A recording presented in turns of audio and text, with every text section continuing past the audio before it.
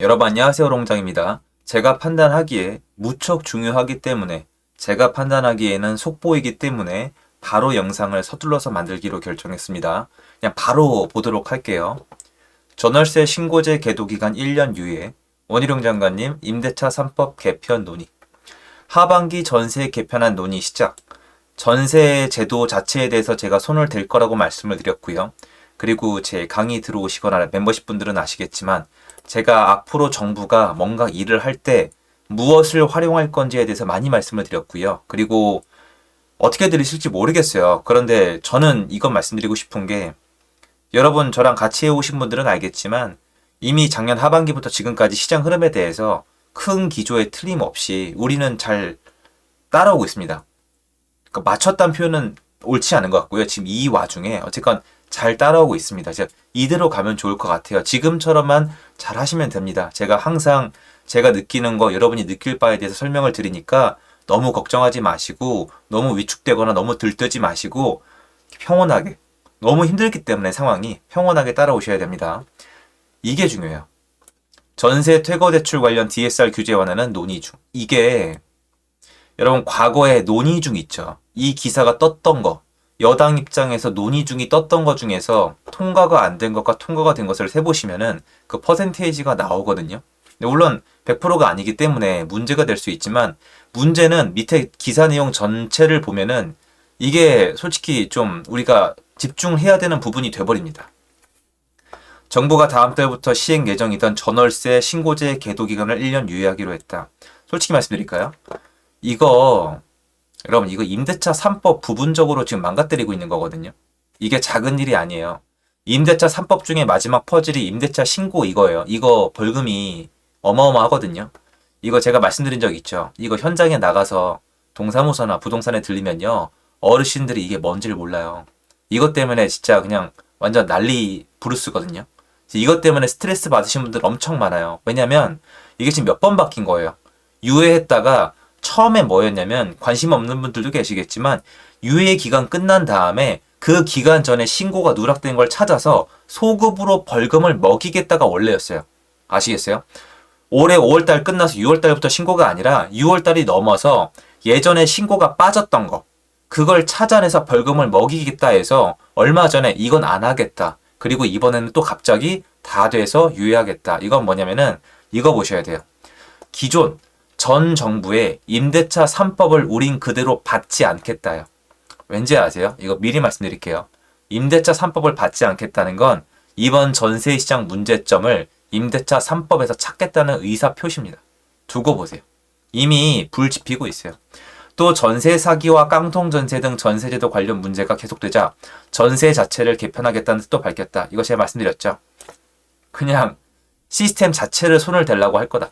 딥 터치가 들어갈 거라고 말씀을 드렸고요. 이게 뭐가 나올지도 모르고 이거 어떻게 손을 대도 부작용 나올 거거든요. 이거를 손을 대겠다는 것 자체가 저는 황당해요. 그러니까 잘못됐다는 게 아니라 너무 시도가 커요.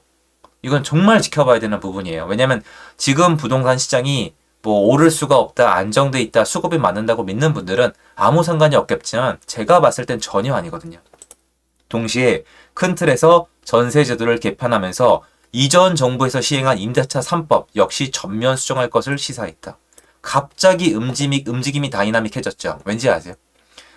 이것도 말씀드린 부분이에요, 사실은. 여러분, 제가 막 맞췄다 이런 게 아니라 이게 예전 역사의 반복이라서 그래요. 그렇게 들었지 말아주시고요. 일이 터진 거예요. 일이 크게 터지니까 이제 와서 전 정부를 이제 부정하면서 바꾸는 겁니다. 여러분, 이거 제가 말한 거 명심하셔야 돼요. 현 정권은요. 저번 정권 부동산 시스템 그대로 받아들였어요. 그런데 언밸런싱을 낸 게 말로는 안 받아들인다고 하고 행동은 받아들였는데 국민들이 이게 인식이 다 안 돼요. 왜냐면 다들 생계업이 있는데 저처럼 이것만 보고 있는 게 아니잖아요. 그거 그대로 그냥 넘어가는 겁니다. 두고 보세요. 넘어갈걸요? 국토교통부 10일 6일 오늘이죠. 원희룡 장관 주재 기자단 간담회를 세종에서 개최했다. 이거는 솔직히 공식 발표나 다름이 없는 약간 느낌이 있습니다. 완전 공식 컨펌은 아니지만 이번 간담회는 원래 간담회 명목으로 개최됐지만 사실상 원장관 취임 1주년을 맞아 소회를 밝히는 기자회견 성격이 짙었다. 중요하고요. 무엇보다 정치적으로 지금 총선이 1년이 안 남았어요. 그리고 여러 가지 이슈가 있습니다. 지지도도 막 역변하고 있기 때문에 지금 굉장히 신경들 많이 쓰시기 때문에 이게 의미가 없다고 볼 수가 없습니다. 원장관님은 먼저 전월세 신고제 계도기간 1년 연장을 계획을 밝혔다. 시당초 저는 이건 큰 불만은 없었거든요. 데이터가 잘 쌓일 테니까. 그런데 어쨌건 갑자기 이제 와서 임대차 3법 뒤집겠다는 거죠. 약간 부분적으로. 앞으로 어떻게 할지 봐야 됩니다.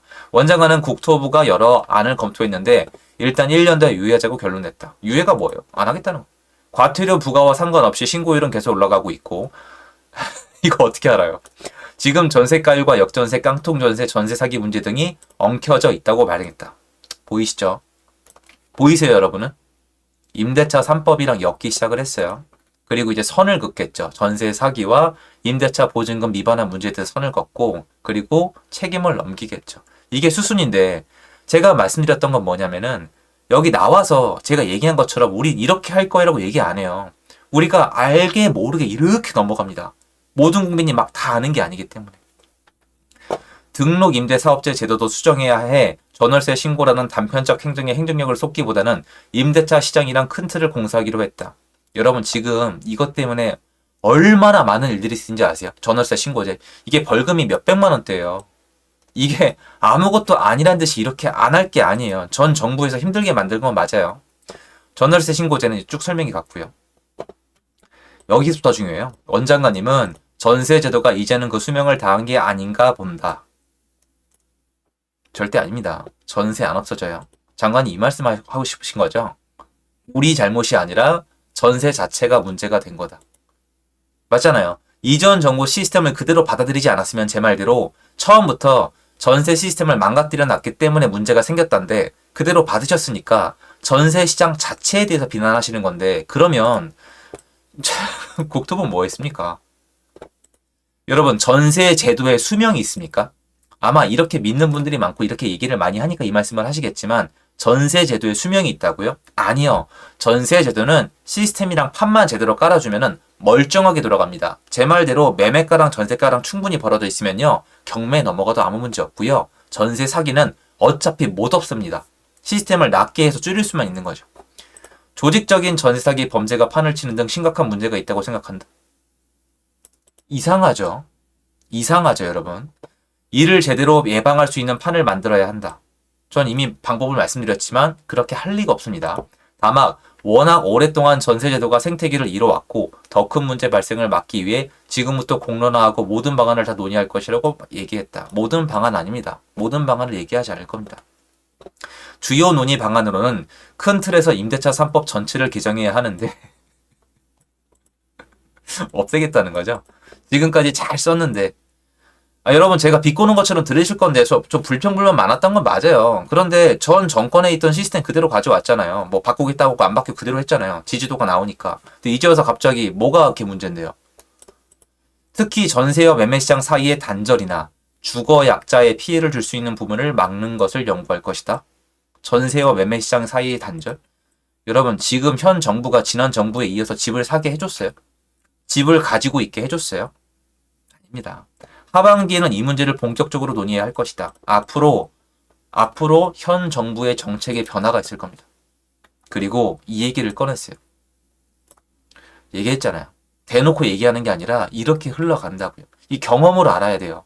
아울러 전세시장 안정을 위해 임대인 전세 퇴거 대출 규제 완화도 검토 중이라고 했다.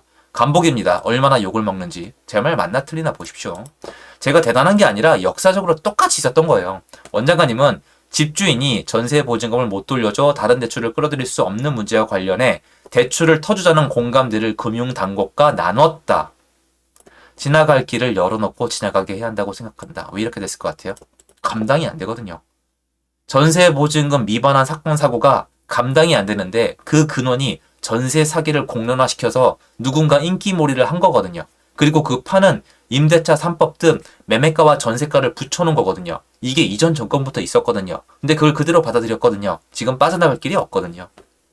잘 빠져나가시는 길을 찾고 있습니다. 구체적으로 어떤 요건으로 시행할지는 금융당국이 시뮬레이션을 제공하면 국토부가 의견을 줄 것. 공을 넘기셨습니다. 자, 여러분 이제 앞으로 만약에 전세 퇴거 대출이 완화가 되면요. 이거는 금융당국이 제시한 게 될 겁니다. 한번 보세요. 금융당국이 제시했는데 국토부가 보니까 괜찮네. 이렇게 하는 게 좋겠다는 그림으로 갈 겁니다. 지금 보면요. 얼마나 머리가 좋은지 저는 읽혀요. 진짜 연구 많이 한 거예요, 이거. 이거 연구 많이 한 거예요, 여러분. 지금 임대차 3법을 티가 안 나게 끝부분부터 건들고 있는 거예요, 이거. 처음부터 살짝 건들고 있고, 야, 임대차 3법 때문에 전세 시장에 문제가 있어. 그리고 전세 시장 수명이 다 된 것 같아. 그러니까 집을 사는 방향도 좀 터줘야 될 것 같아. 그리고 보증금 미만하는 대출, 금융당국이 제시했는데 괜찮더라고. 그러니까 한번 검토해 보고 나서 알려줄게. 쭉 읽어보시니까 어때요? 기가 막히죠. 그리고 나머지는 이런 거예요. 미분양 문제에 대해서는 약간 말을 걸었는데 미분양 문제는 아직 대박으로 안 터졌거든요. 10만 가구가 훌쩍 넘어가야 되고 악성 미분양이 더 쌓여야 돼요. 옛날에 비하면 아직 멀었어요. 옛날에 뭐 15만채, 16만채도 넘어갔었거든요. 요건 나중에 제가 말씀을 드릴게요. 그래서 요거 지금 알아두셔야 됩니다. 시장에 참여하는 여러분 이거 알아두시고 앞으로 대비하셔야 돼요. 이런 얘기는 우리가 지금 몰라서 그렇지 기존의 원희룡 장관님 포지션이랑 지금 다릅니다.